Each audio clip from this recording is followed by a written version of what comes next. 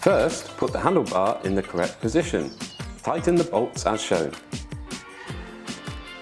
Now, be careful. Cut the tie wrap of the lamp. Set the lamp and tighten the bolt. Unwrap the pedals. Important, the pedals have different threads. One is for the left side and one is for the right side. For the left pedal, you need to rotate the pedal in the left direction counterclockwise. Tighten it first by hand, then use a 15mm wrench to tighten. Take the right pedal. Rotate clockwise. Tighten it first by hand, then with the wrench. Post at hip height and tighten the bolt.